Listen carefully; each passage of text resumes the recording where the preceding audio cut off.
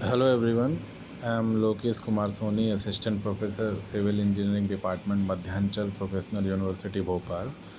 आज हम बात करेंगे सॉइल परमेबिलिटी की। हिंदी में मृदा पारगम्यता के नाम से जाना जाता है। तो ये क्या है, ये क्यों होता है, इसके बहुत सारे रीज़न हैं। इन सब चीज़ों के बारे में आज हम जानेंगे। तो सबसे पहले हम शुरुआत करते हैं डेफिनेशन से। Permeability is defined as a capacity of soil to allow water passes through it, like quantity of flowing for a unit of soil surface under pressure of 1 unit hydraulic gradient। कुल मिला के इसका मतलब ये है कि जो भी पानी, जैसे भी हम मिट्टी में पानी डालते हैं तो पानी मिट्टी से अंदर चला जाता है, तो उसके अंदर जाने की जो प्रोसेस है उसको हम परमेबिलिटी के नाम से जानते हैं। Soils are permeable due to existence of interconnected voids through which water flow from points of high energy to point of low energy। तो बेसिकली कोई भी चीज़ है, पानी हमेशा ऊपर से नीचे की ओर ही बहता है। कभी भी आपने पानी को नीचे से ऊपर की ओर बहते हुए नहीं देखा होगा प्राकृतिक तरीके से। तो इसमें भी यही कहा जा रहा है कि देखिए यहाँ पे जो WT लिखा हुआ है, WT जो है, ये जो WT है ये आपका वाटर टेबल दिखाता है।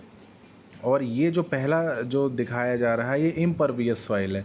इम्परवियस सॉइल मतलब कि यहाँ से जो पानी है वो सॉइल अपने अंदर से उसको पास नहीं होने दे रही है। लेकिन ये जो दूसरा वाला सेगमेंट है ये परमिवियस सॉइल है। अब परवियस सॉइल से क्या है, ये देखिए जहाँ जहाँ पे भी वॉइड्स हैं, वॉइड्स यानी कि जो रिक्त स्थान है, खाली जगह है, वहाँ से पानी जो है वो नीचे की ओर बह रहा है। तो ये जो HA आपको दिख रहा है ये टोटल हेड है, मतलब ये इसकी टोटल ऊंचाई है। और जो HP है वो टोटल हेड है, वो नीचे की ऊंचाई है। और जो डेल्टा H हम निकालते हैं वो होता है HA माइनस HB। तो उनके बीच का जो है हम डिफरेंस निकाल लेते हैं। तो इस तरीके से ये काम करता है। उसके बाद सॉइल परमेबिलिटी के और भी कई सारे फैक्टर्स हैं। A soil is highly pervious when water can flow through it easily.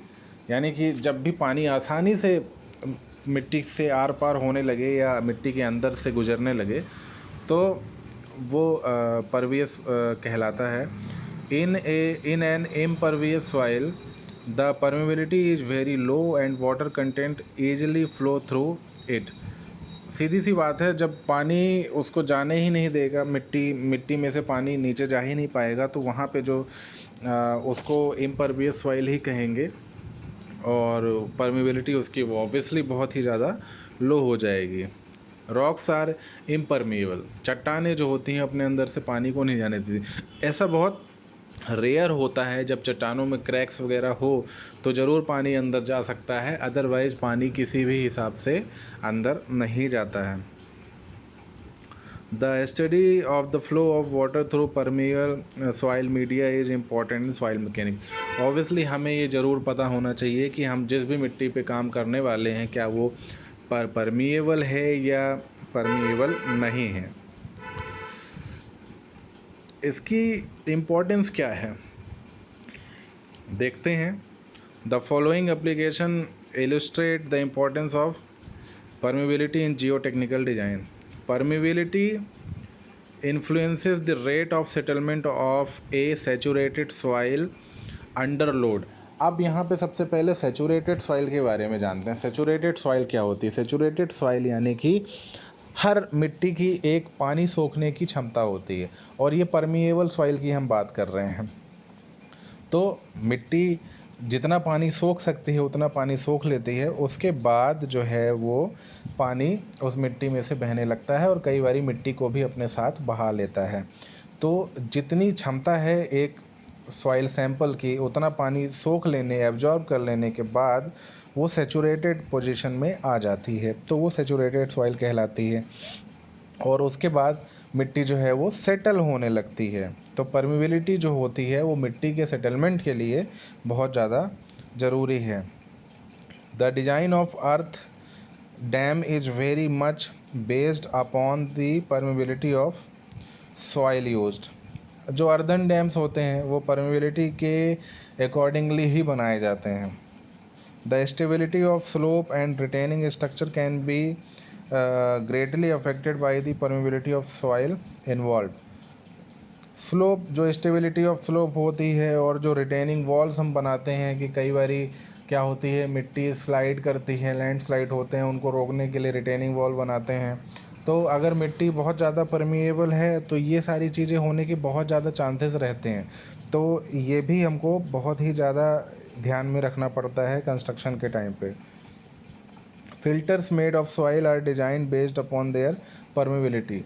जो सॉइल फिल्टर होते हैं, जो नेचुरल तरीके से पानी को छानते हैं, साफ़ करते हैं, वो परमिएबल सॉइल के हिसाब से ही बनते हैं और ये नेचुरली फॉर्म होते हैं। अब कौन कौन से फैक्टर्स हैं जो परमेबिलिटी को अफेक्ट कर सकते हैं? पहला है पार्टिकल साइज, दूसरा है वॉइड रेशियो ऑफ सॉइल, तीसरा है प्रॉपर्टीज ऑफ पोर फ्लूइड, चौथा है शेप ऑफ पार्टिकल्स और पांचवा है स्ट्रक्चर ऑफ सॉइल मास। अगला है degree of saturation, absorb water, entrapped air and organic impurities in water, temperature, stratification of soil. ये सारे जो फैक्टर हैं ये परमेबिलिटी को कम कर सकते हैं या बढ़ा सकते हैं, ये इन पे बहुत ज़्यादा असर डाल सकते हैं। तो इनके बारे में डिटेल में दोस्तों हम अगली क्लास में जानेंगे। Thank you so much.